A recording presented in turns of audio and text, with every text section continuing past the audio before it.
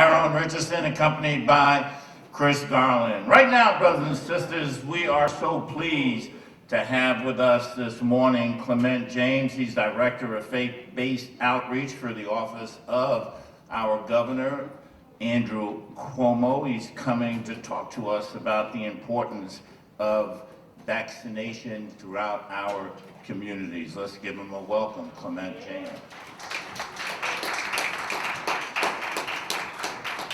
Good morning. Well, I am a Baptist preacher, so you could do a little bit better than that. I say good morning. Good morning. Thank you, Attorney Hardy, Reverend Al Sharpton, National Action Network for having me this morning. I serve as the Governor's Director of Faith-Based Outreach, so essentially I manage all of the Governor's relationships through the faith world throughout the city and state. COVID-19 may have been unprecedented, but the healthcare disparities it highlighted that in the Black communities, there's been a lack of healthcare resources. The communities traditionally underserved by the healthcare system has been hardest hit by COVID-19. And we said from the start that we won't let these disparities persist in our vaccination efforts. We have one mission: getting shots in arms. Can you repeat that after me? Getting shots in arms. And we need to do that in the most equitable way possible. And we're working hard to get the vaccines to all New Yorkers, especially those who have historically lacked access to traditional healthcare systems. Our task is to ensure vulnerable and undeserved communities are not left behind by removing the barriers to vaccinate, dispelling myths about it, and ensuring there is equitable distribution of the vaccine across the state. It's been an honor to serve this state in this effort, and we're working hard to get the vaccine to all New Yorkers, not just those with access to the traditional healthcare system. Early in the pandemic, thanks to Governor Cuomo's leadership, New York established the most robust COVID-19 testing apparatus in the nation. We're now conducting hundreds of thousands of tests per week, and we're going to do the exact same thing with vaccines. Keep in mind, this is the largest governmental operation in our lifetime.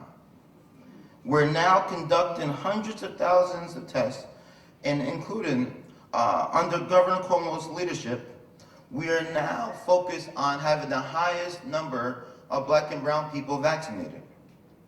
Vaccines are available at 13 mass vaccination sites throughout the city and state.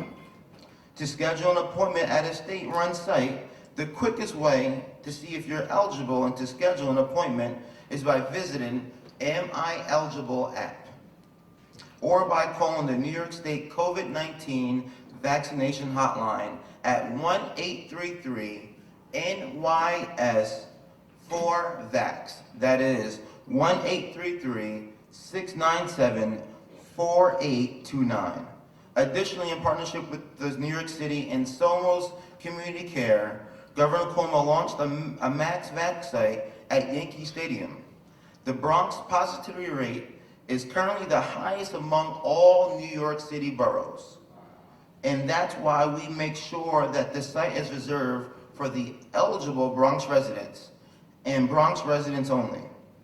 In addition, just last week, Governor Cuomo announced a partnership with the Biden administration to establish 6 community-based max vaccination sites throughout the states: Queens, York College, Brooklyn, Medgar Evers College, Buffalo, Rochester, Albany, and Yonkers, with 2 coming online in the next few weeks. These sites will serve as a national model for the equitable distribution of COVID-19. We're able to vaccinate between 1,000 and 3,000 each day over an 8-week period. Like the site at Yankee Stadium, these sites too will reserve for residents of the communities that we live in. The governor has also been committed to partnering with communities that we trust: houses of worship, community centers, and NYCHA. He's committed to having a vaccine site at all 33 NYCHA sites.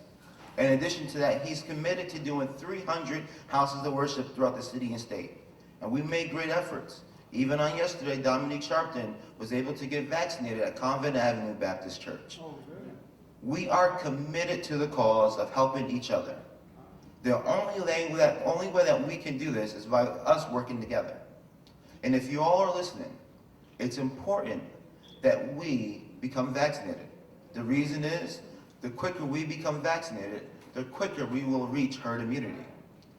White people are at the twice the rate to get the vaccine made eligible to them than it is for black and brown people. And that's an issue. 70% of white people would take the vaccine today if they had the opportunity. The number for black and brown people is 30%. And that's tragic. And so based on these studies and the findings in our office, it's important that we come together to ensure our communities get vaccinated. So if you need more information, you can visit our website. You can always get in contact with me or Dominique, who serves on the Equity Task Force. And she has some great things coming up in our office with some PSAs and things like that to help get the word out and to dispel the myths and rumors about this. And I get it, Tuskegee Airmen, Henry Relax, all these issues that stems in the black community. But we have to come together to dispel the myths and only speak on the truths of the vaccine. There's a lot of inaccurate information on social media. We have to go to credible resources, credible websites to make sure that we know what we're talking about. Thank you, and God bless. All right, Clement James, Director of the Faith-Based Outreach for the Office of Andrew Cuomo, the Governor of the State of New York. Right now, brothers and sisters, our inspirational word this morning will be from the Honorable Reverend Michael J. Jordan, Senior Pastor of Mount Olive Baptist Church in East Orange, New Jersey. Let's welcome him.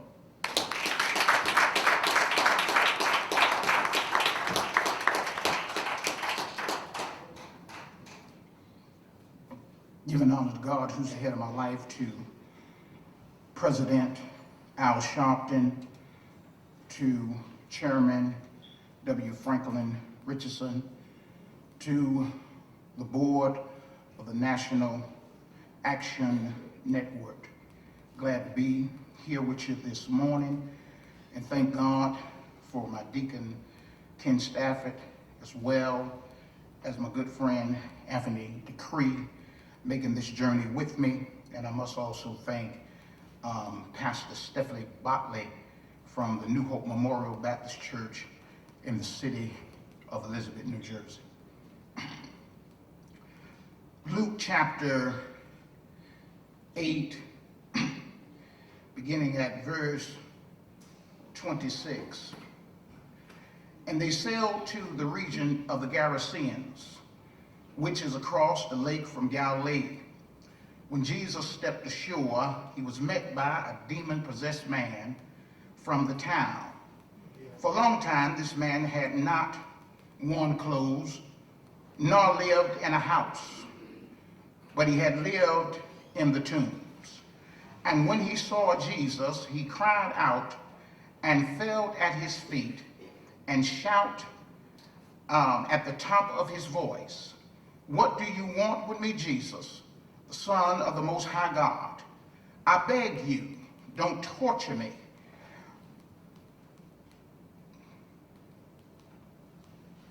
I beg you, don't torture me.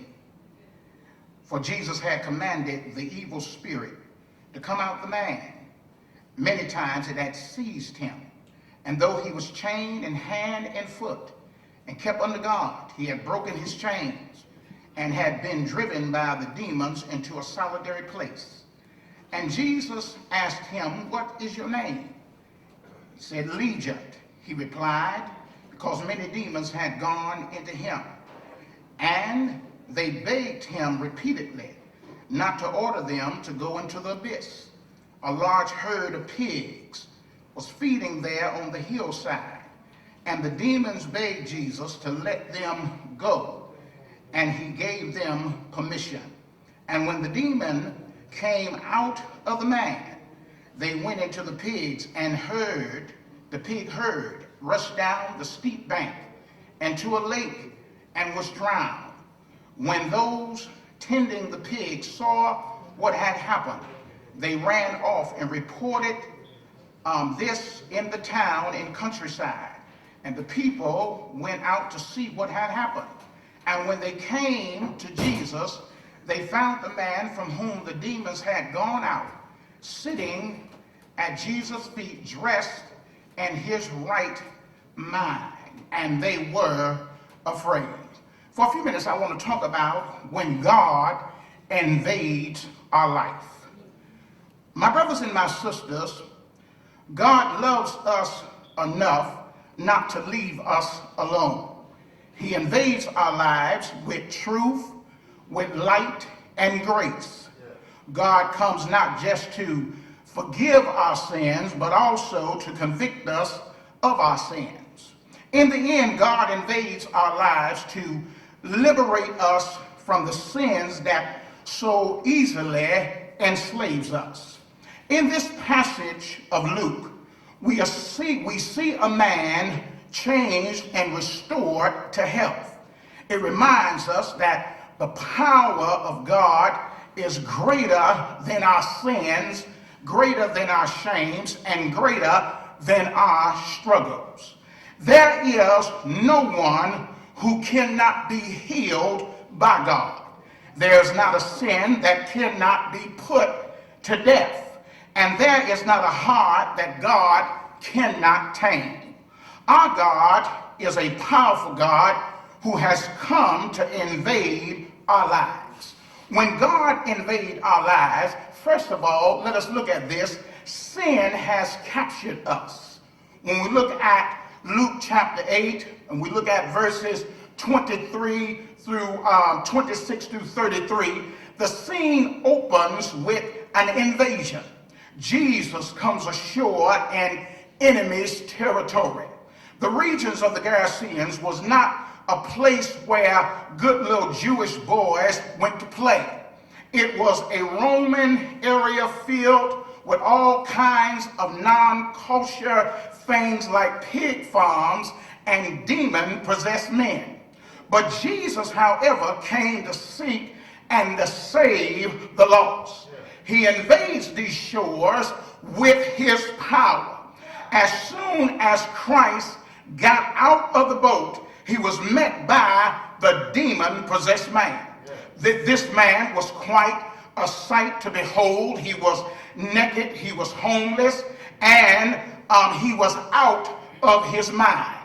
And yet when he saw Jesus, he fell down before him and he recognized his power and authority. Look at your neighbor and say, recognize his power and authority.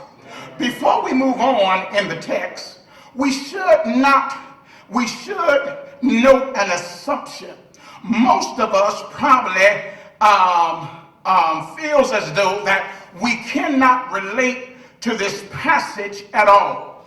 It is good to note that no one plans to be homeless. No one plans to be naked. And no one plans to be out of his or her mind. But touch your neighbor or look at him and say, things happen. Since sin captures us, a common Christian saying is that sin always takes us further than we want to go. And listen, keep us longer than we want to stay. Maybe we don't look like this man, but sin has affected us as well. Sin isn't just something we do. Rather, our sinful nature affects everything: our physical bodies, our emotionals, our mental health, our relationships, and our propensities and affections. This demon-possessed man, he sees the power and the authority of Christ. That makes sense because James chapter 2 and verse 19 tells us that thou believest that there is one God, and thou does well, and the devil also believes and tremble. Now listen, demons have faith, according to James chapter 2 and verse 19, but it is not a saving faith. They believe that Jesus Christ is the Son of God with power and authority to command. They believe in a future judgment according to Matthew 8 and 29. Have you come here to torture us before the appointed time? They believe in the existence of a place of torment which Jesus could send them, the abyss, according to our text in chapter 8 and verse 31. And they also believe in prayer, for the demons begged Jesus not to send them into the abyss. They asked to be sent into the pigs, and Jesus granted their request. My brothers and my sisters, the question is whether or not we see the power and the authority of God. Are we willing to let Jesus invade our lives and save us and heal us?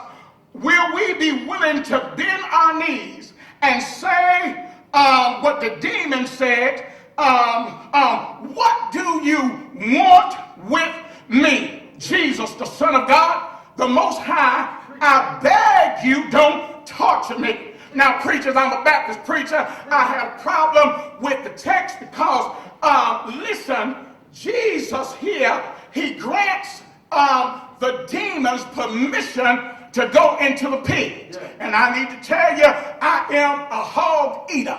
And if I own a pig farm, you got to understand, I would be upset with Jesus because there's some good meat in a hog. Can I get some help up in here? You find some ribs in a pig. You find some bacon in a pig. Can I get some help in this house? But my brothers and my sisters, he demanded them to go into the pigs. Yes. Watch it. My brothers and my sisters, if Jesus can conquer these demons, then he's able to conquer our sins, including pride, selfishness, lust, gossip, and greed. Amen. Don't let sin capture you. When God invades our lives, the second thing is Christ can restore. My brothers and my sisters, after Jesus conquered this man's demons, we see an altogether new man. Before, this man was without clothes, he was without home, companionship, and he was out of his mind. And he lived in isolation among the tombs because no one knew what to do with him. But when Christ invades his life, he is described, listen now, sitting, dressed, and restored in his right mind. Y'all don't know when to shout. Let me help you here. When sin seeks to conquer all of us, the grace of Christ wants to restore everything that we have lost. Amen. This once naked man, now he's clothed. Anthony, Deacon Stafford, when Christ invades our lives, he clothes us with righteousness. No longer do we have to hide in our shame like Adam and Eve did in the Garden of Eden. He robes us with his righteousness. He covers our sins and he covers our shame. We also see that the man is sitting at Jesus' feet. My brothers and my brothers and my sisters, Christ knows how to restore, and Christ knows how to settle us down. So Christ can restore, my brothers and my sisters, but I got a problem with this because when the people see that he is sitting at Jesus' feet and he is dressed and he's in his right mind, to me there should have been some great celebration to see one that was crazy in the graveyard, but now he's in his right mind. You must understand this. Everybody is not happy about your deliverance.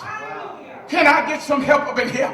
Everybody is not satisfied that you have a relationship with Jesus Christ. Everybody is not happy that you have decided, listen, to have a relationship with God. As long as you were in the tombs, as long as you was out of your mind, folks was happy. But now this man, he's dressed, he is sitting, and he is in his right mind. And the Bible says that they got so afraid of what they saw that they asked Jesus to leave.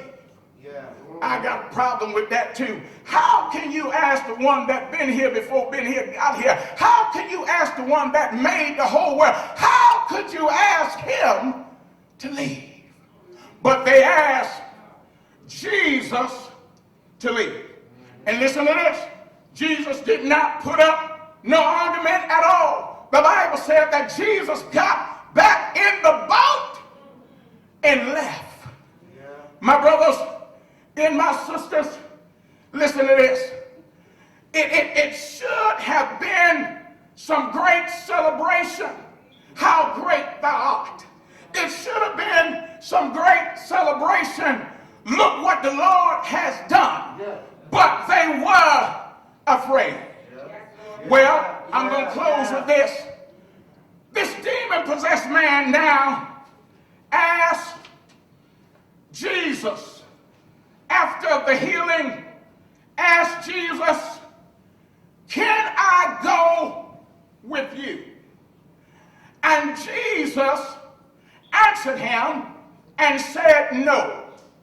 Had a problem with that because verses further up, listen to this, he grants, listen, the demon-possessed man, he grants him his prayer. He lets the demons go into the pigs. But this man who he has healed, he tells him no. But this is the good part about it. Jesus said, what I need you to do, I need you to go back home and tell everybody what God has done for you.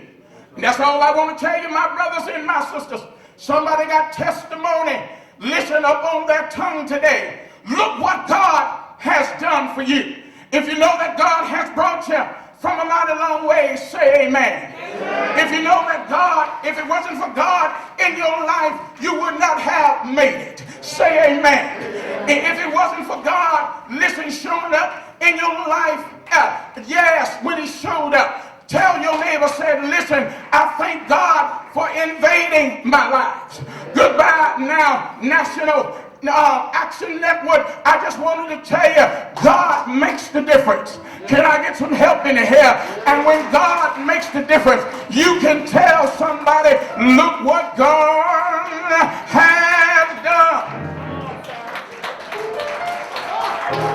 Reverend Michael Jordan, Mount Island Baptist Church, East Orange, New Jersey. Right now, the Change Choir.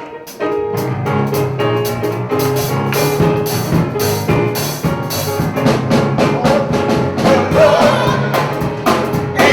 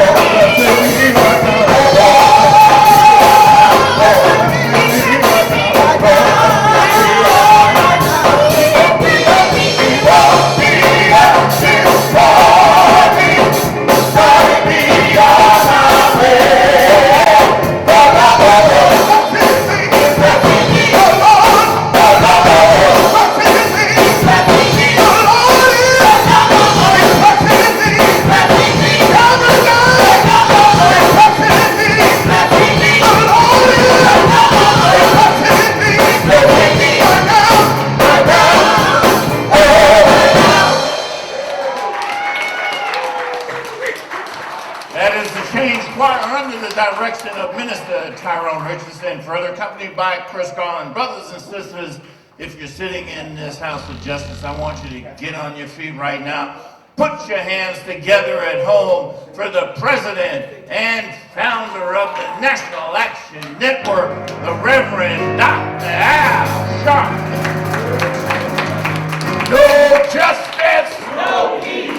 No justice, no peace. No justice, no peace. No justice, no peace. What do we want? Justice. What do we want? Justice. What do we want? Justice. When do we want it? Now. When do we want it? Now. When do we want it? Now. When do we want it? Now. Fist bump the person next to you, tell him you love them. Never give up and never give in. A change will come. Keep it down with me. Troubles and trials won't last always. With God on our side, nothing but pride. My sister, oh Lord, be strong. A better day is coming and it won't be too long. Yeah, change will come. Change will come. Change will come. Starting with you. Your change will come. Your change will come. Starting with you. Your change will come. Your change will come. Never give up and never give in. Your change will come. Keep faith out within. Troubles and trials won't last always. With God on our side, nothing will rise. My sister, hold on, be strong. A better day is coming and it won't be too long. Yeah, change will come. Change will come. Change will come. Your change will come. Will come. Your change is gonna come. Your change will come. Your change is gonna come. Your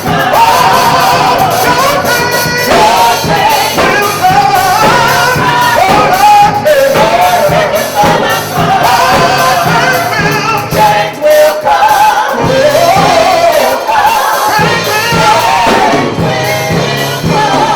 Starting with you.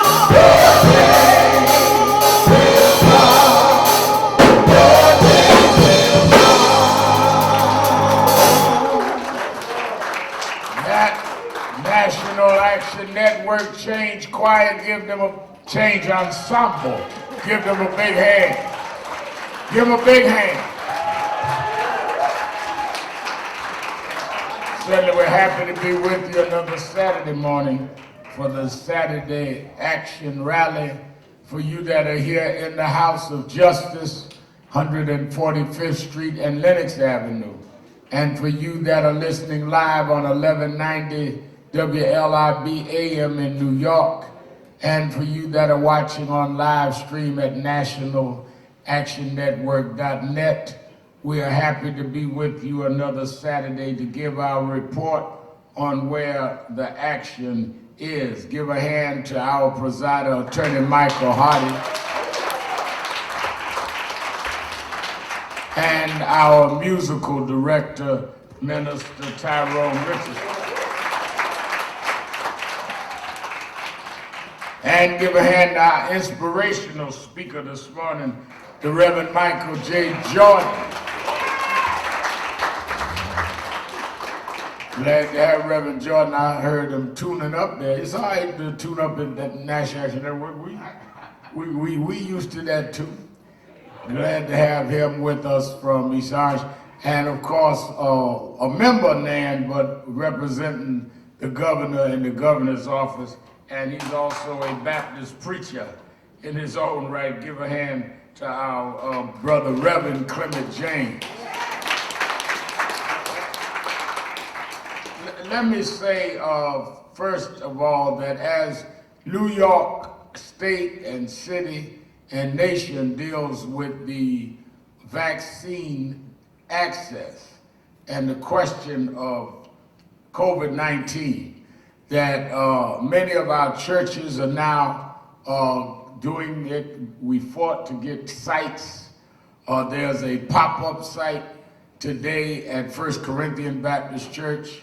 Reverend Warren, who is Walron. I always get Walnut and Warren mixed up, both of them Morehouse men. But Reverend Michael Warron, who's a member of our national board, has a pop-up at First Corinthian and Convent Avenue, other churches.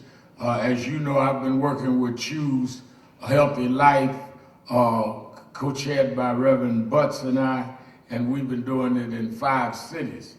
And this week I went and did my shot. And I was in Atlanta yesterday. God told me that he saw me on the news getting my shot, that he believes all these conspiracy theories and blah, blah, blah, blah. So I said, well, that's, you believe what you believe. I said, let me give you a news flash. This is my arm. I did not put your arm in front of the needle. So the issue is, everybody should have access, and then everybody should be able to make their own decision. That's the issue. I am a grown man. I look crazy sitting there arguing with you at my age about what I'm going to do to my body. Let's start there. Now, we can discuss stuff, but we're not going to discuss whether or not I'm going to get a vaccine on my body. That is out of the discussion. So if you hear anybody ask why Reverend Al did that, tell them going to the next thing.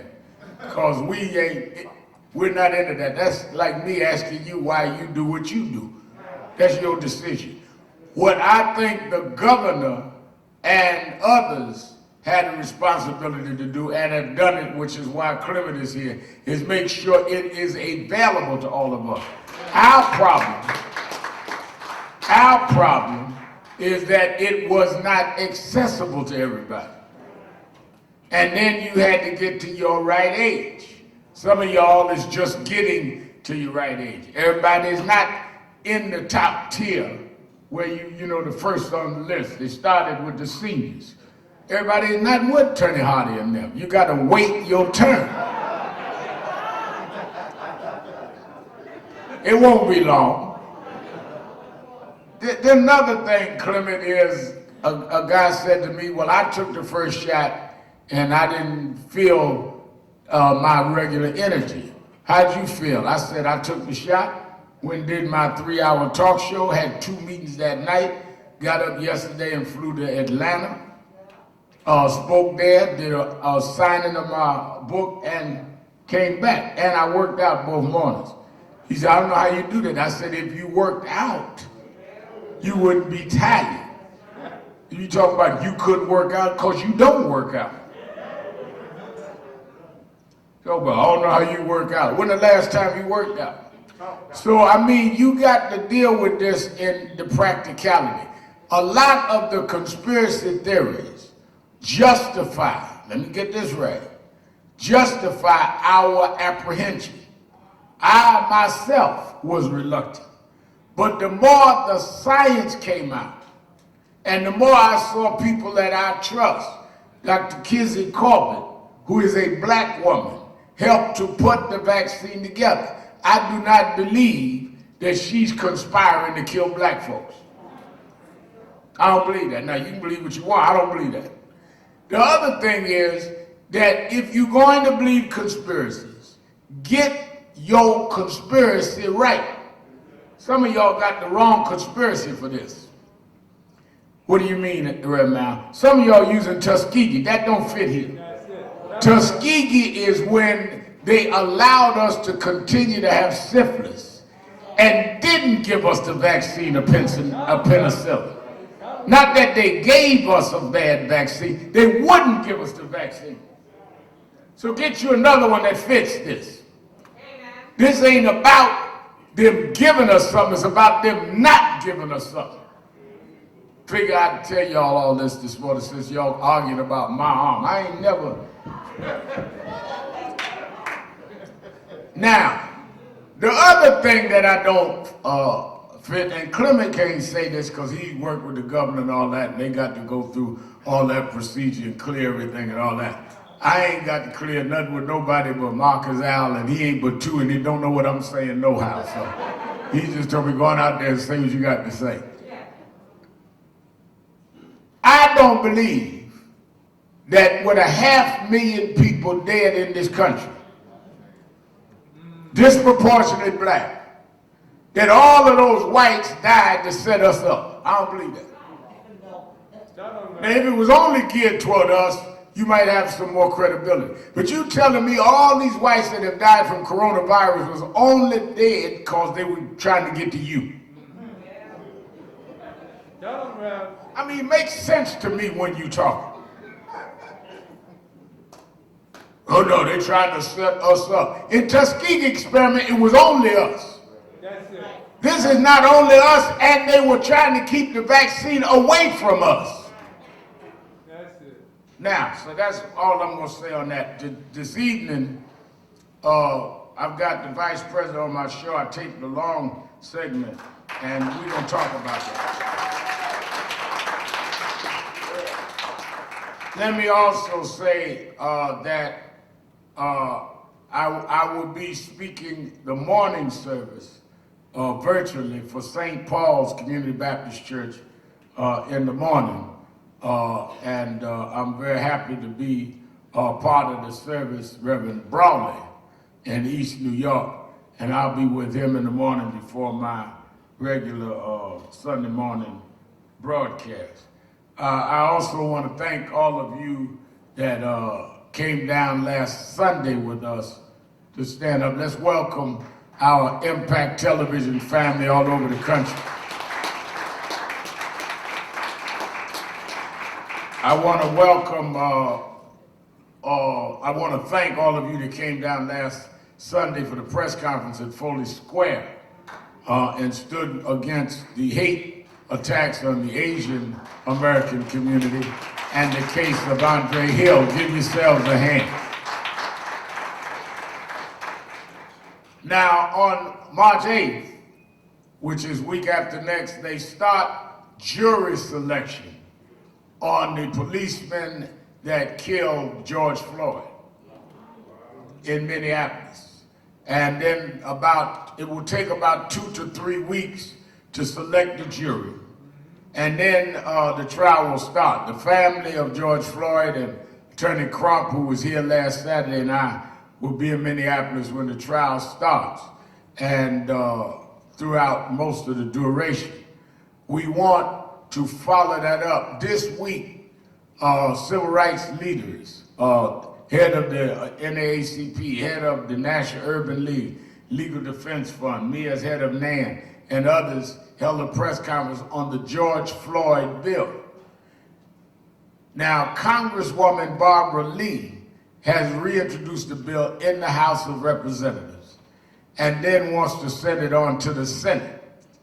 We need to, in the middle of the selection of the jury and of the trial, need to be clearly saying to the Senate, while a jury is dealing with the criminality of what happened to George Floyd, you must legislate so that we have policing change as a result of the George Floyd movement. Legislation must go with demonstration. You can't just demonstrate and not lead it to legislate, because you'll never stop having to demonstrate.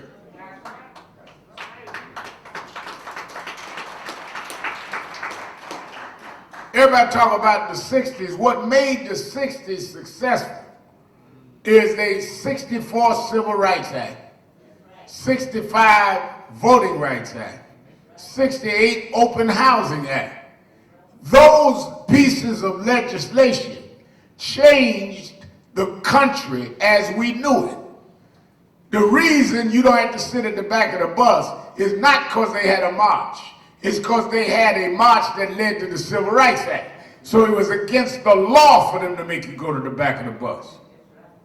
Reason your kids could go to schools that your mama couldn't go to was the law changed. A lot of us get caught in the moment and romanticize the moment. I marched in Washington, I marched in Minneapolis, But if it didn't lead to a permanent legislative change, it will only last for a moment. Now we need those moments to lead to the change, but don't get stuck there. Glad to see head of our Harlem Chamber of Commerce, Lloyd Williams. Give Lloyd a hand.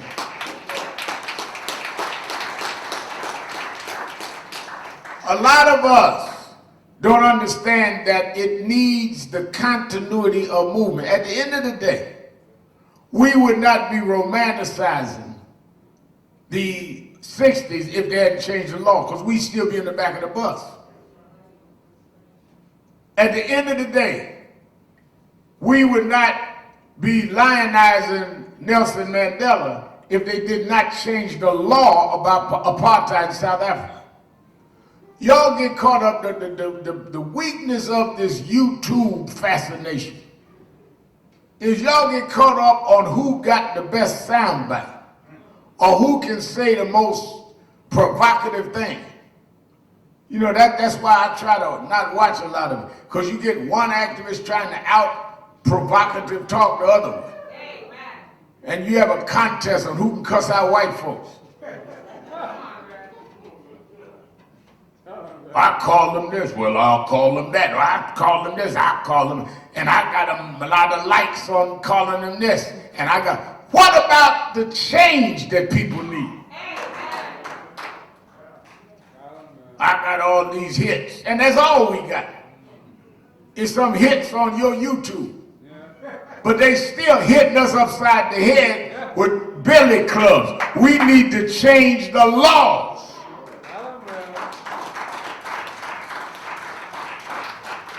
So I want us to be focused that the trial is a setting to change the law. Right now, 2 o'clock this morning, the Congress passed Biden's COVID-19 relief bill.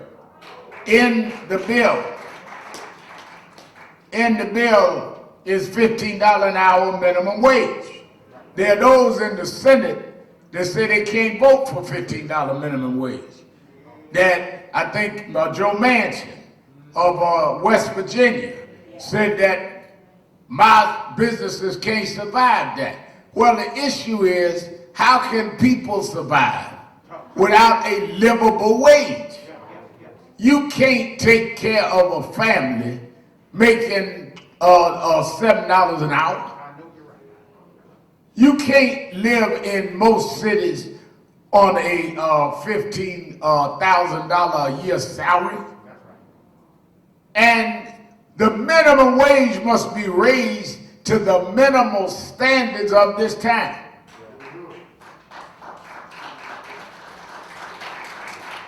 And that is why we must address it. That's what National Action Network does with policy and works from a church-based. Work with everybody. You could be in the church or not, but this is the organization's base. That's why I say to Reverend Jordan, you can hoop in here. This is a church-based group. Now, we got folk every religion come, atheists and all that, but they understand where they came.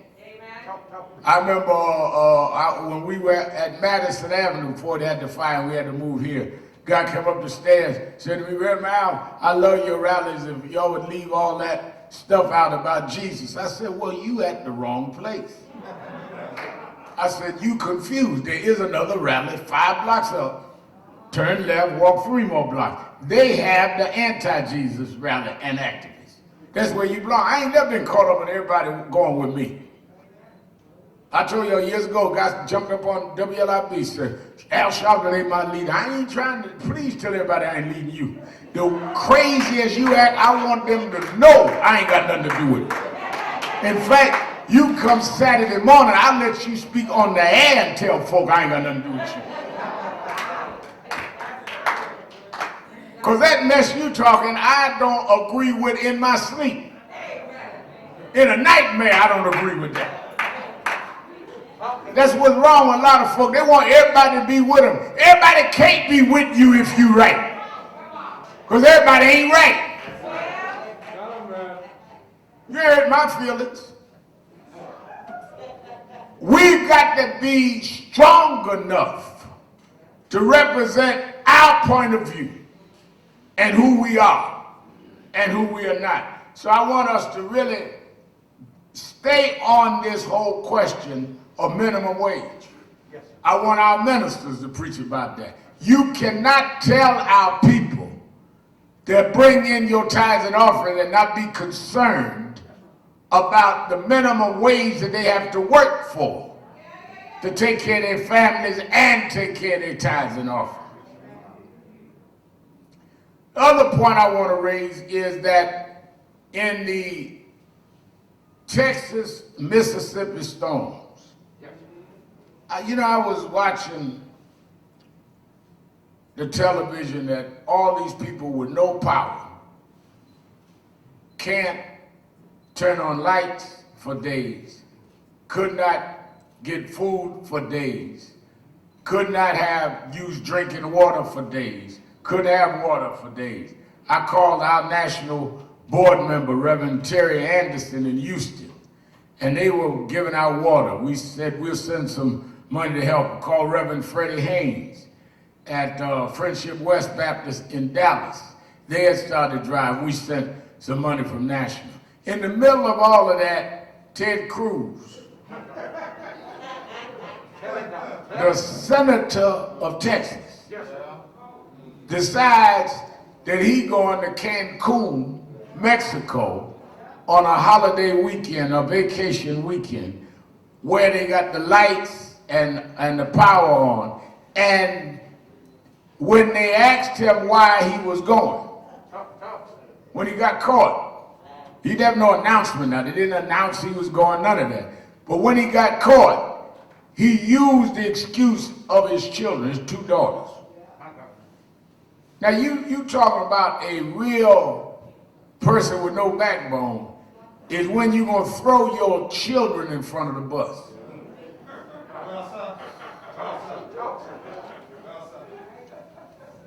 And everybody know he got caught, lied on his children, come back in.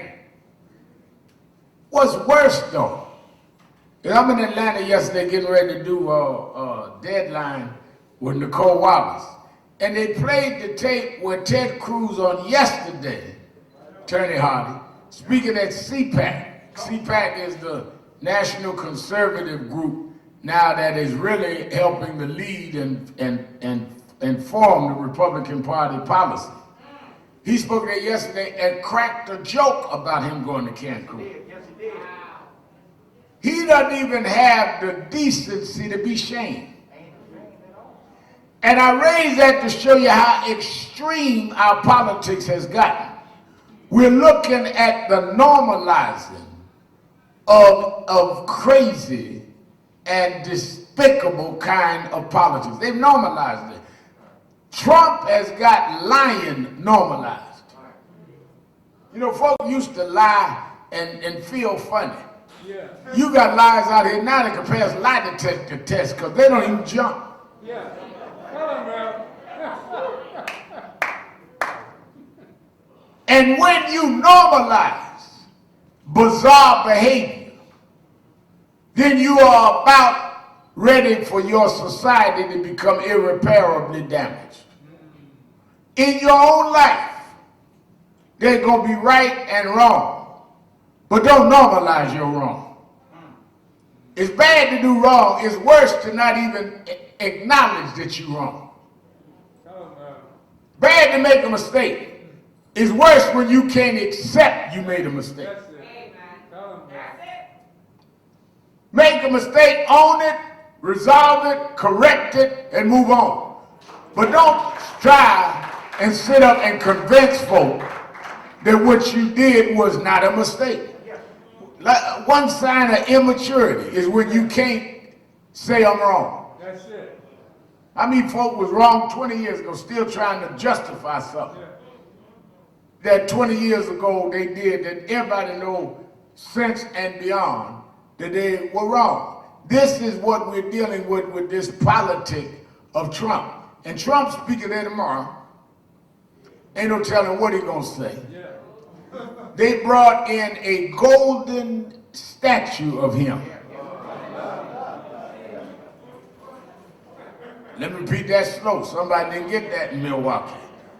They brought in at CPAC, this convention in Florida, that Cruz spoke at yesterday, that Trump is speaking at tomorrow, a golden statue of him.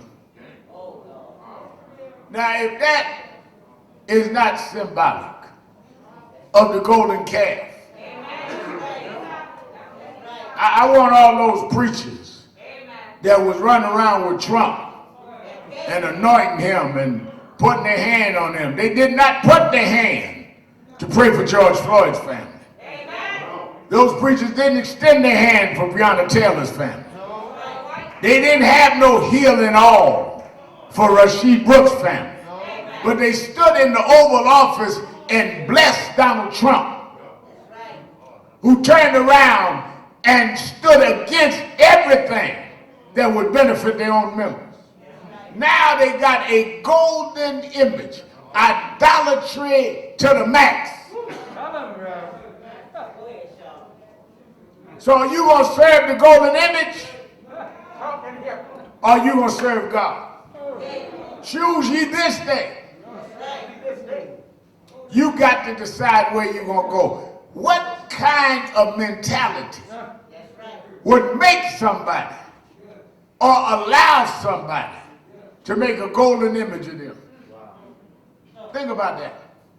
Somebody, you know, people give me tributes and all that. Somebody wrote a golden image of me. I take a hammer and bust it up myself.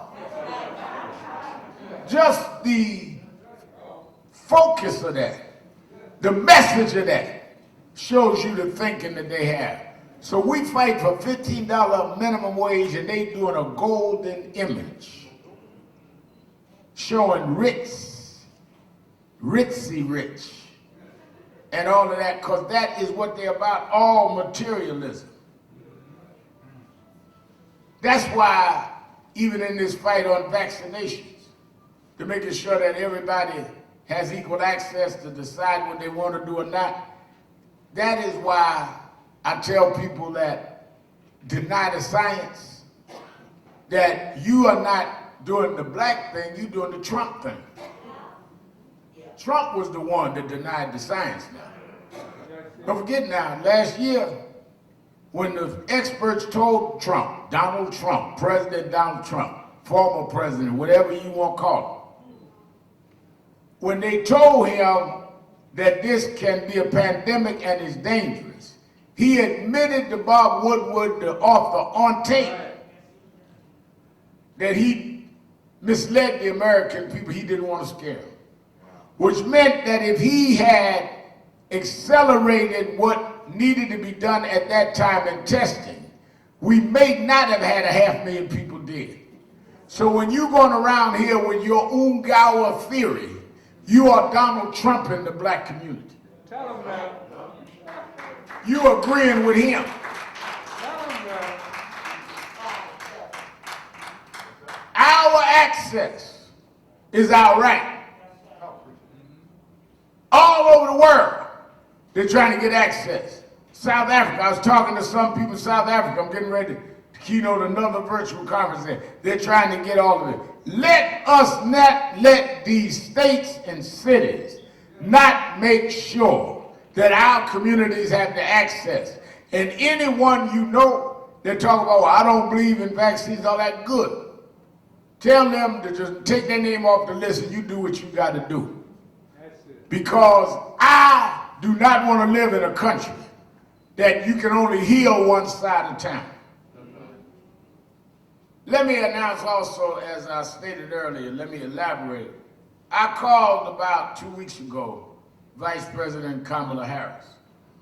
And I said that being that this is Black History Month, and you are the first black woman, first woman of any race, and first woman of South Pacific descent to be vice president, I would like to close Black History Month on Politics Nation, my MSNBC show, by talking to you about black history and other issues. Her people got back to me and said she'd be glad to do it. She's not done a sit-down interview as vice president. She's done a few quips here and there. And we arranged that she went to the ceremonial room in the White House. And this was the first interview she did, and I'm gonna air the whole interview tonight on my Politics Nation show, 5 p.m. Eastern time on MSNBC. One of the things that you'll see, I'm not gonna give away the whole interview because I want y'all to see it. And y'all might as well go home and watch it. It's raining out there. Get your hair done Monday because you get it done today, it's gonna rain on it anyhow. Be happy and nappy for the weekend because it's raining all weekend.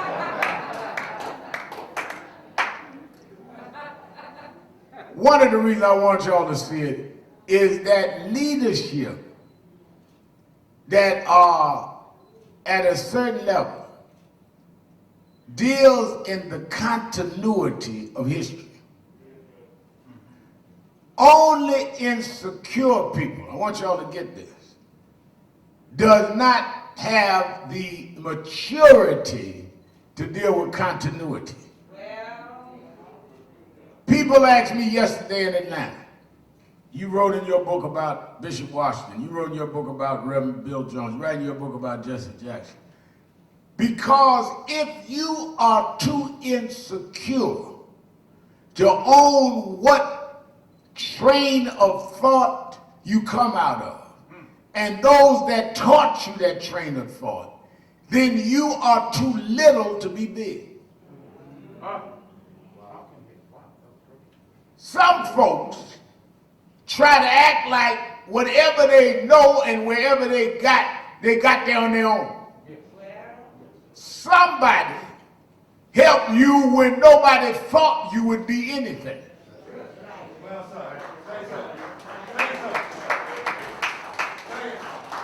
Some folk invested in you, gave you a break, put you on a microphone, put you on the stage, whatever it is, when nobody thought you could be anything. And then you come to become something and you can't give them credit, which proved to people that thought you was nothing was right in the first place, because if you was somebody, you would acknowledge what helped to make you somebody. You only proving their point. I told you they wasn't nothing. Kamala Harris, you'll see on this interview tonight, acknowledges why she became and who paved the way for her to become. One thing that I don't think a lot of us get, and I want our young folk that are here this morning and are watching, not only is she the first black, first woman, first South Pacific, she is the first person to go to the White House as president or vice president that graduated in HBCU.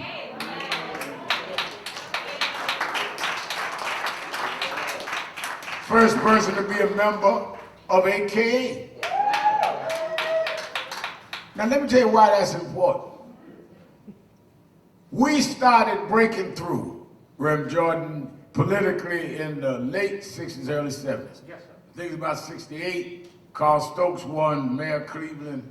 We started breaking through all the way until now.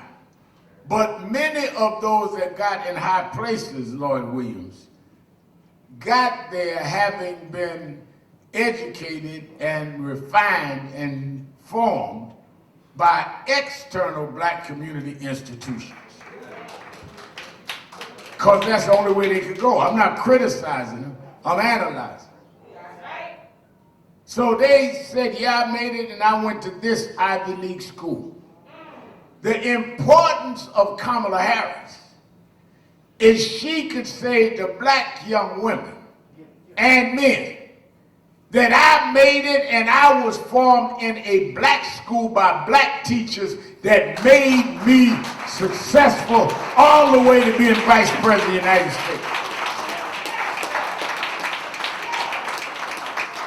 Reason why that's important is some of our children need to know you don't have to go to Harvard to be somebody.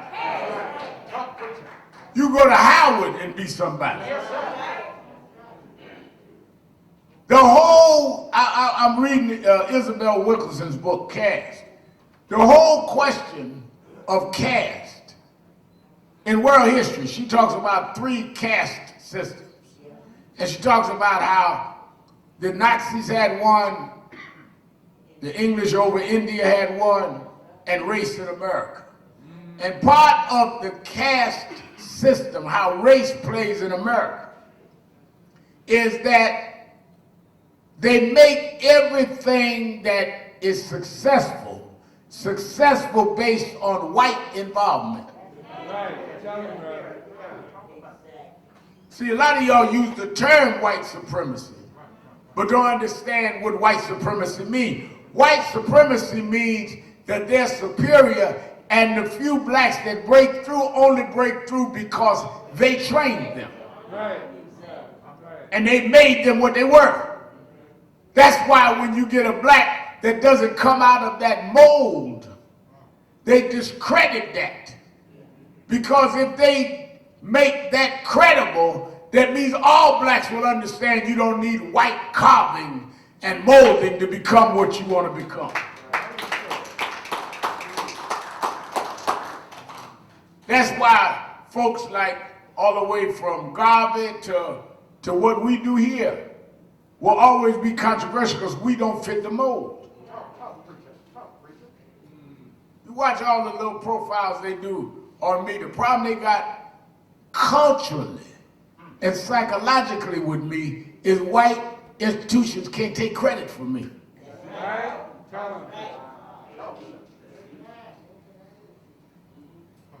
Say that again slow. They can't take credit for me. Think about that now. I started preaching when I was 4, licensed when I was 10, Church of God in Christ, Operation Breadbasket, Reverend Jones, all the way up, Forum National Youth Movement, Forum National Action Network. None of that did they set up for me. None of that did they set for me. So me being able to survive and thrive and not having any of their sanction or involvement, it doesn't make me anti-white. It makes me say to my grandson and everybody else's that you can make it if God is on your side and you don't need other people's permission, forming and accrediting you. Just stand up and be that anyhow. We have got to, and that's not being anti-white. That's being anti-white supremacy. Amen. So when I talk to some folks, first thing they said to me, Reverend Al, where were you trained? Trained in a black church, where was you trained? They take it back. Where were you trained? They don't always have even conversations. Somebody asks me something, I answer. In the same amount. Because the orientation is to bow to a supremacy side. Well, remember what kind of car you drive. Or what kind of car the head of any national organization, they got a TV show, radio show drive. I think I got less than what I should have. Remember where you live. Live in the same neighborhood TV hosts live.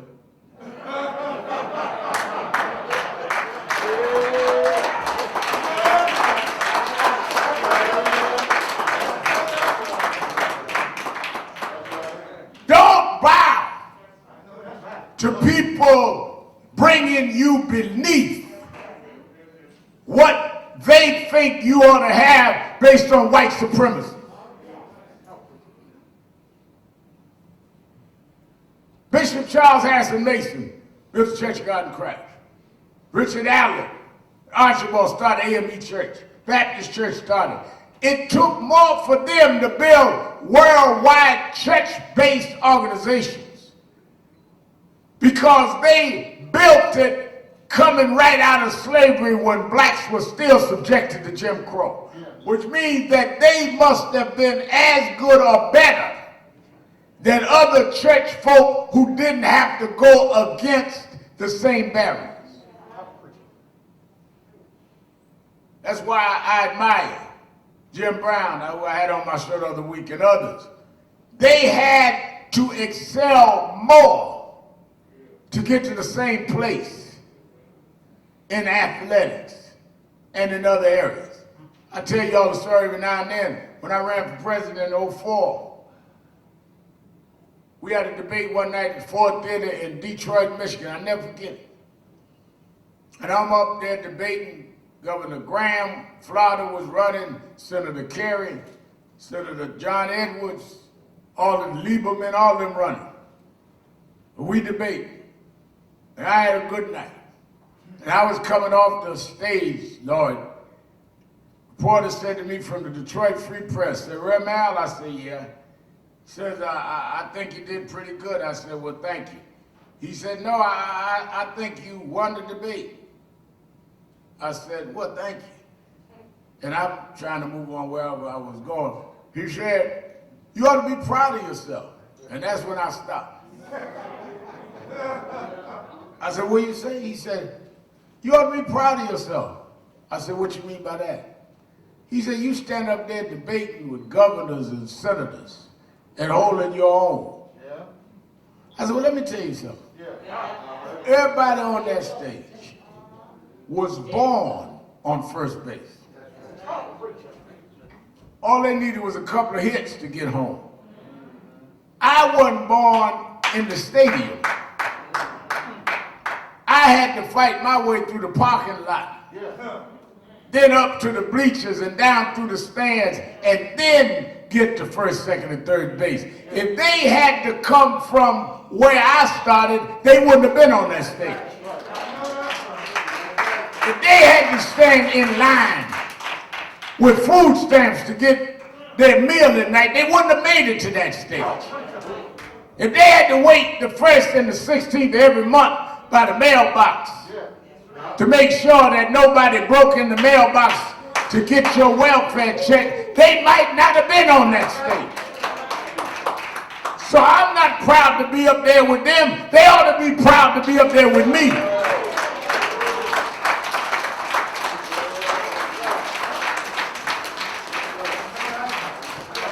They talk about I come up the rough side of the mountain in song. Those that come up the rough side of the mountain, it's a rougher trip, but it makes you stronger. Because those that go up smooth mountains don't know what pressure they could take. But if you had to fight against all odds, if you had to face a headwind, never backwind, and yet you pressed your way anyhow, when you get there, it makes you stronger and you'll last longer.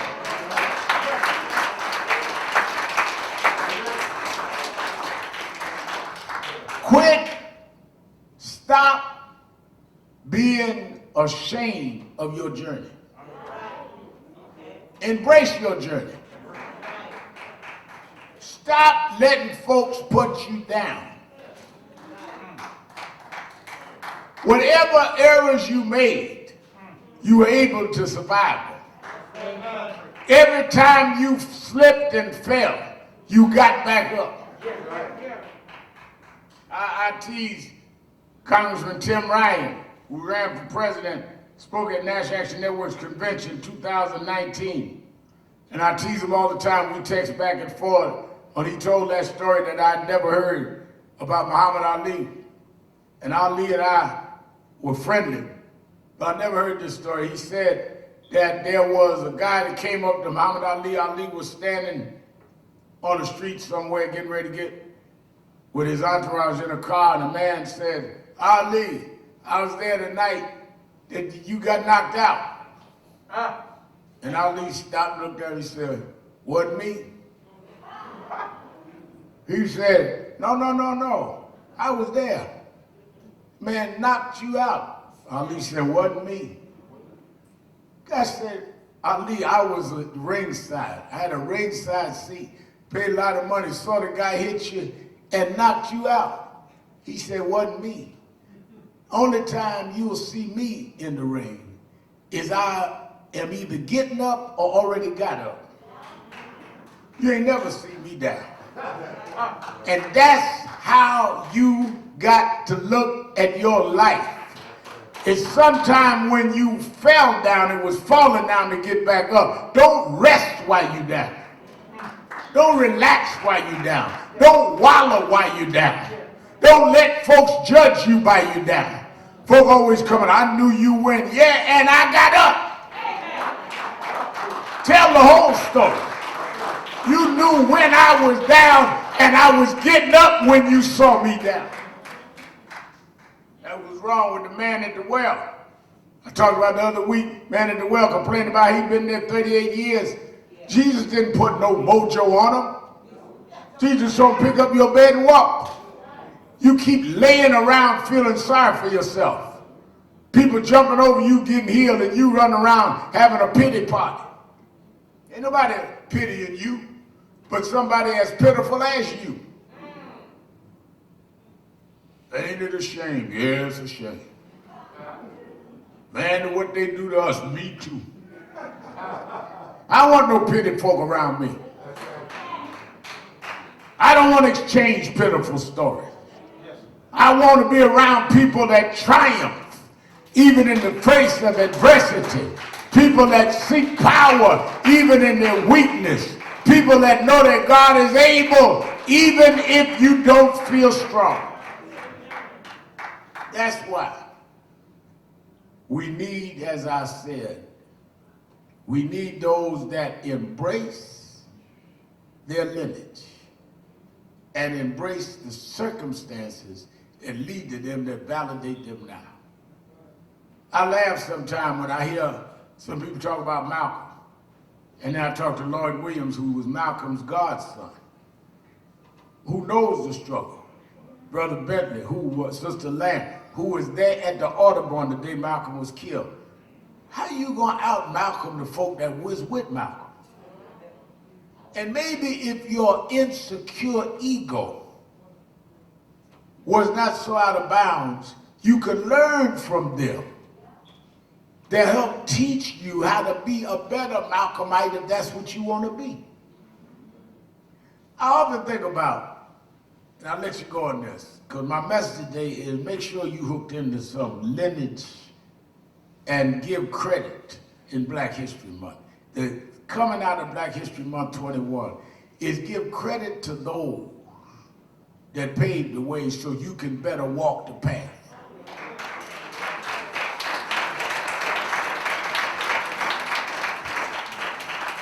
Give credit to those that helped put you on the path so you could better walk the path. Credit to those that saw something in you that nobody else saw in you and didn't have to do nothing for you. But they had to do it for the cause, otherwise they were insecure too. I often think about that part of the scripture, Reverend Jordan, where they have Joshua, and he's at the Red Sea. And then 40-some years later, he's at the Jordan. We know the whole story. Got to the Jordan River. And again, they needed the intervention of God to get across the Jordan, to get to the promised land. And he stretched out his rod like Moses. He knew what to do because he was there with Moses. And he's an older man now. And he opened up the Jordan, and they marched across, and they picked up 12 stones so that when the children asked, what do these stones mean, they could tell the story. And I always preach about those stones. But let me raise this point.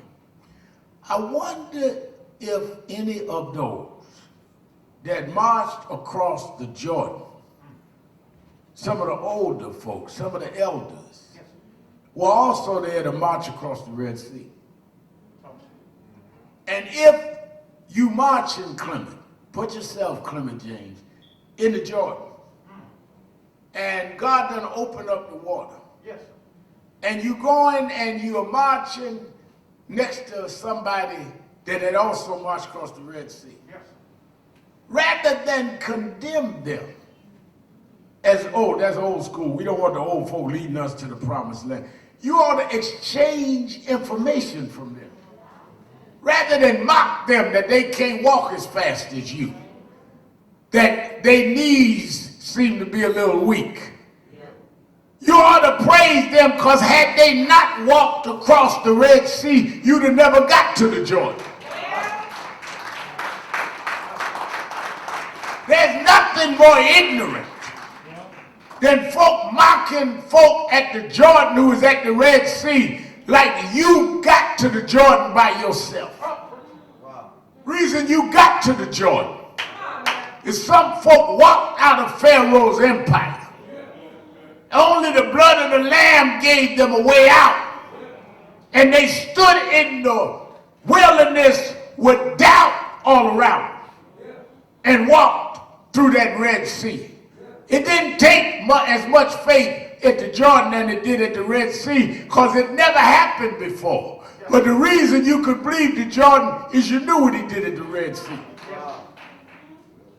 That's why I'm saying, some of us that have been around long enough to see when we first elected a Carl Stokes in Cleveland, or Richard Hatcher in Gary, on to a Harold Washington in Chicago, or David Dinkins in New York. Some of us that was there when the year they elected Dave Dinkins, they'd killed Yusuf Hawkins. We look at Barack Obama and Kamala Harris as the result of some Red Sea crossing.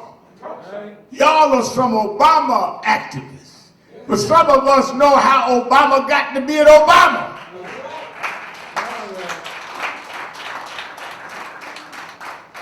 When it was hard to believe we could make it. When nobody believed that a black would be in City Hall. They got 3 or 4 blacks running for mayor of New York this year. I remember when no one believed a black would be the mayor of this city. And we marched. And we took threats. I took a knife in my chest. They threw eggs at us and watermelons. But we turned this city around.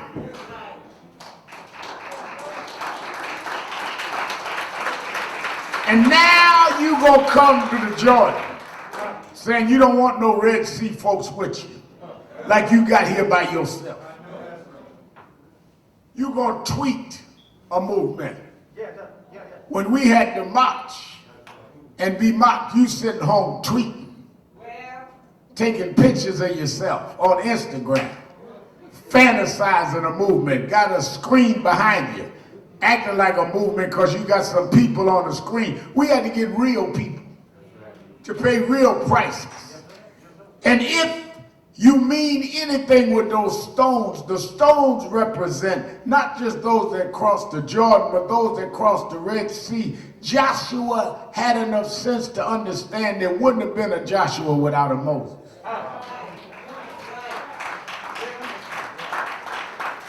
When God told Moses, go tell Pharaoh to let my people go, suppose Moses didn't go. Joshua was the continuation of an exodus. Joshua was bringing the people to a promised land that Moses and that generation started.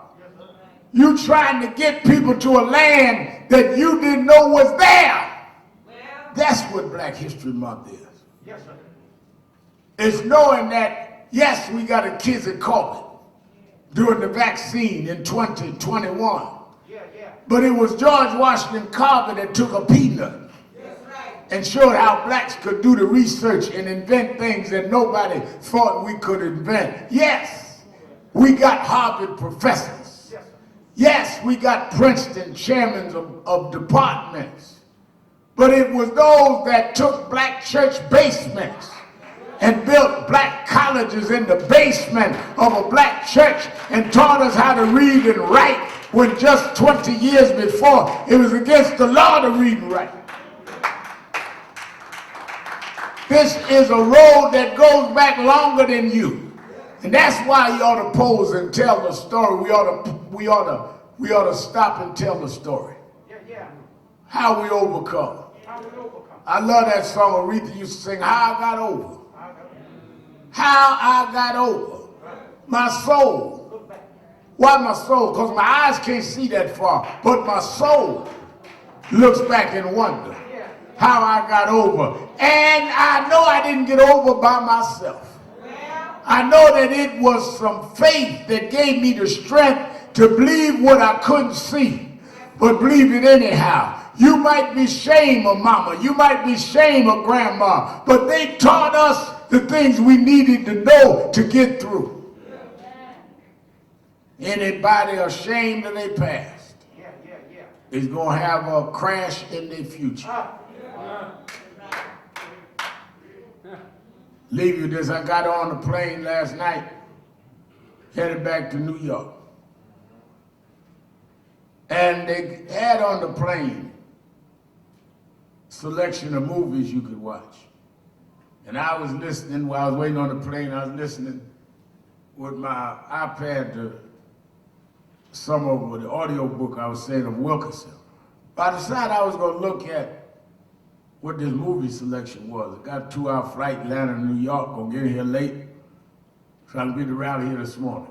And they had a movie that Cynthia Erivo, show you how much I watch movies. Cynthia Erivo, who also starred on Broadway, I went to see her, she's a very nice person.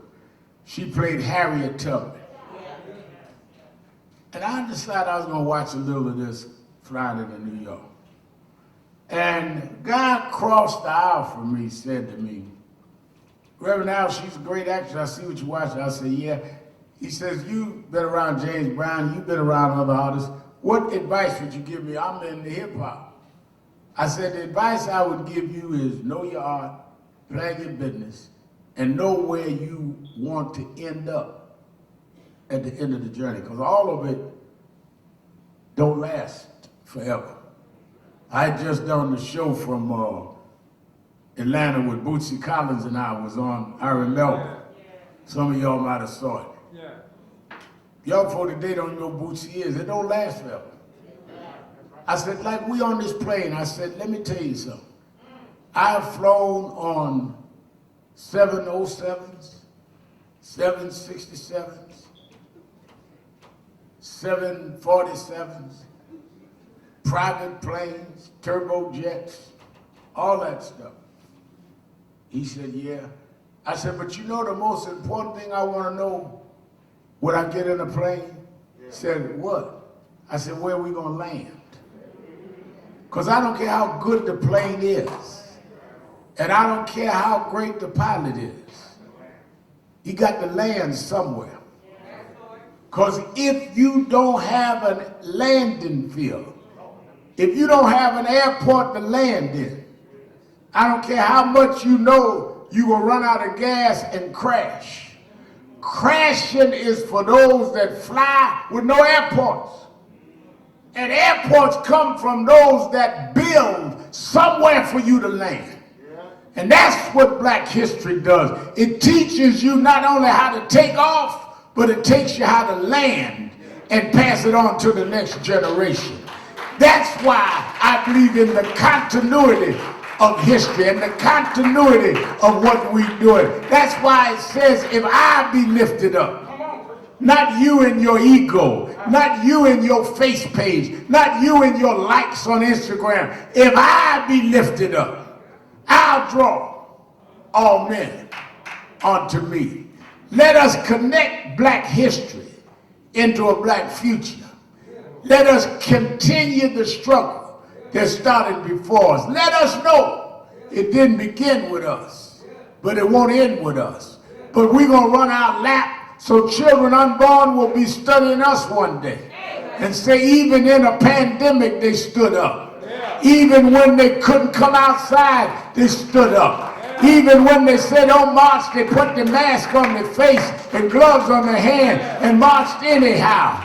Even when people say it's dangerous, they say we come from danger. Up, you mighty race. Up, you mighty race. Up, you mighty race. You can, if you will, through it all, through it all, through it all. I've learned to trust in Jesus. I've learned to trust in God. Through it all, I've learned to depend on His word. Through it all,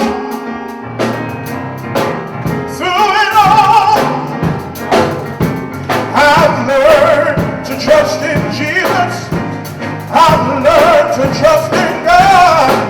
Oh, through it all, yes, through it all, I've learned to depend upon His word. Oh, through it all, yes, through it all, oh, I've learned trust in Jesus. I've learned to trust in God. Yes, through it all, yes, through it all, I've learned to depend upon His word. Oh Lord, through it all, I've learned trust in Jesus. I've learned to trust in God. Oh, through it all, I've learned to depend upon His word. Everybody's singing.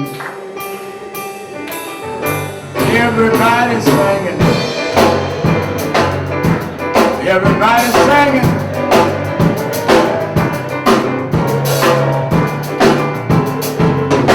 Everybody's singing. Sing it like you mean it. Sing it like you mean it.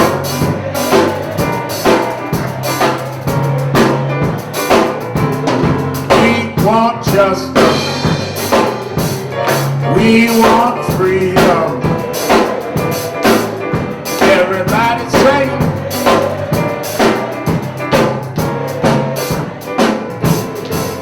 I'm opening the doors of the movement. There may be someone here today at the House of Justice or someone listening by radio that has not joined the National Action Network. Don't just be a part of the spectators. Be a part of the participants. Don't say, yeah, we're right on with you, but you right off as soon as we go off the air. Don't say you're an activist and your activism is watching a movement, not being part of a movement. If you're here today, just come down to me and we'll sign you up to a committee that you believe you can work in. If you're listening by radio, you can call right now, 1-877-626-4651, 1-877-626-4651. But if you're here coming to me right now, you know if you're a member of a committee, you know if you just have said, you know, I agree with Reverend Allen and them, I like what they do, but you just never became a part. Just come right down to me right now and join the National Action Network. Come on, everybody's singing. Everybody sing. Everybody singing.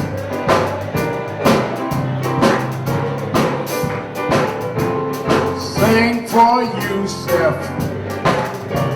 Sing for Trayvon. Sing for Eric Carter, y'all.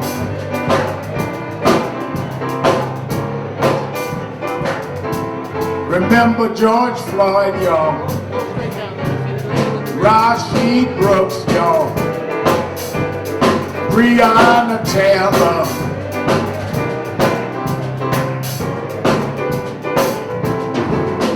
Everybody singing. Everybody sing. Everybody singing.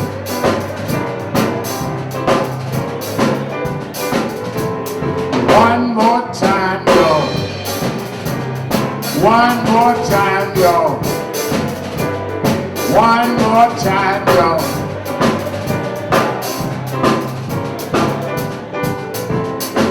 All right, I'm going to raise our offering for you that are listening in Radio Land. You can support the movement. Whatever it is you can, go to www.nationalactionnetwork.net, www.nationalactionnetwork.net. You can send your offering right on or online, or you can call that same number, 877-626-4651, 877-626-4651. You that are in the auditorium, we're getting ready to raise our offering. I want people to give. Tomorrow's the last day of Black History Month 21, though we celebrate Black History Month every day. We train our children every day in Black history, but on the last day, since some of y'all only give us a month, you should send something in to keep Black history going and to make Black history something that is viable and continuing. We didn't stop nowhere at Black history. We are still continuing to fight. You should be able to show your fight. Some people came last night, getting me to sign Rise Up, my book, and was showing me pictures of marches they've done with us for the last 30, 40 years. Old lady was there, had a picture of a march I did when I was a teenager. And then the young folks that was there, their first march was this year. And they helped elect Ossoff and Warnock. There's continuity in movement. And the old should not be threatened by the young, and the young should not disparage the old. It's continuity from the Red Sea to the Jordan is how we got to the promised land. We didn't jump from one river and check in a 5-star hotel. That took a struggle of continuity, and that's what we must continue to do. All right, we're gonna take our offering. Everybody dig deep, go in your money pocket. Now, you know, I know us. We put a certain amount of spending money in one pocket and our real money in the other pocket. I want you to go in the real pocket. Get us some real money. Don't get ready to get on the bus or the train, go to the network on Saturday morning and say, I'm gonna put this here, wherever now raise offering. No. I want you to get in the stash you took it off of and give me some of that money. I want some of that real money this morning. It's raining, and some of my folks think they're gonna melt in the rain. So I need to make up for the rainy activists, the bad weather activists. All right? All right. Let us start. Let me raise about 10 people that can give $100 or more. Come quickly. Guardians, $100. Minister Winston Gilchrist, $100. Brother Pate and Second Chance Program, $100. Haitian Committee, Anaya, $100. Nan Huddle, $100. And Anaya Percy, $100. That's $300 whole dollars. My brother, Louis Papa, $100. Valerie and Lloyd Williams, Chair of Harlem Chamber of Commerce, $100. Mayor of Queensbridge Houses in Queens, New York, Rodney Jones, $100. The Wow family. Wow family, $100. Brother Wayne, $100. Reverend Pastor Jordan, the Hooper, $100. Somebody told me Ponder had $100. I knew Ponder $100. That's right. Now Marcus Al is giving $100.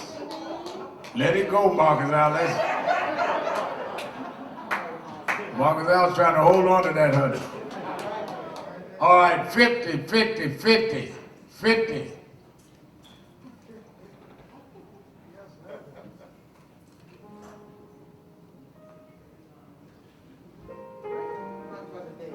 Brother Dave, $100. Our National Action Network, Political Action, $50. Minister Carolyn coming with $50.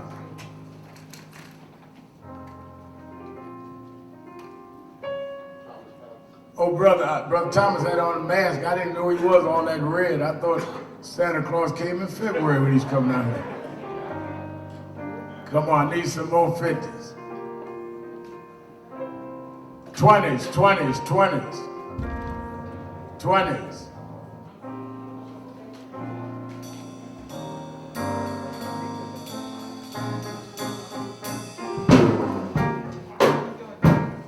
'20s, 20s. All right.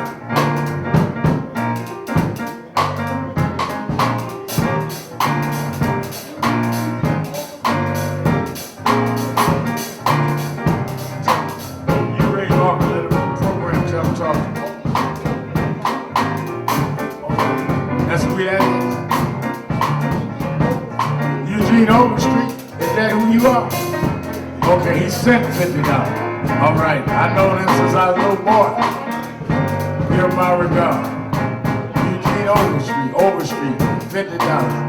I know him as a little boy. Now everybody, $1, $5, $10. Everybody.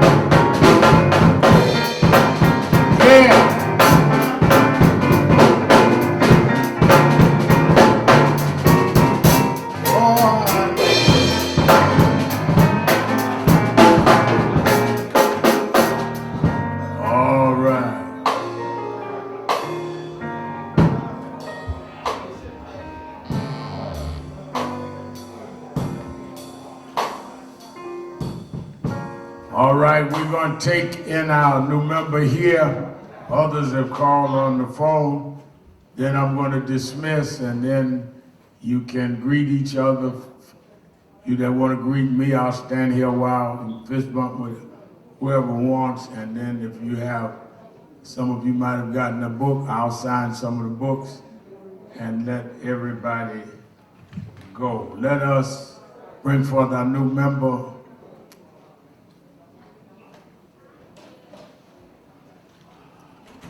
Corey Chambers.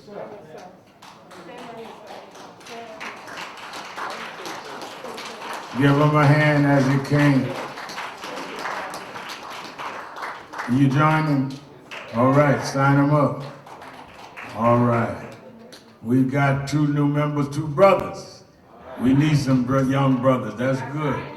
New thoughts and great energy. I want you'll be given orientation. Choose what committee you're interested in, or you may have something on your mind that we don't have a committee for, then you can form one. And let us go to work and do whatever it is that you could do, whatever time you could put on, however little or big, it doesn't matter. We want you to be part of what we do, and we're honored that you came and joined our Justice family. Turn and face the audience and welcome them to the National Action Network. Give them a big hand. Welcome them. Give them a big hand. All right. That's wonderful. Isn't that wonderful? All right, let us all stand. Amen. Sing grace, how sweet the sound that saved a wretch like me.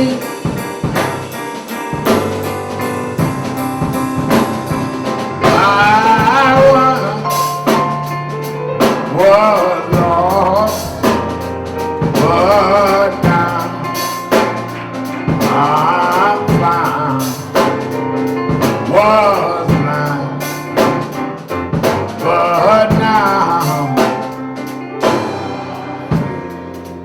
Repeat after me. We're an African people, robbed of our name, our language, our families, our self-respect. But we shall rise, never to fall again.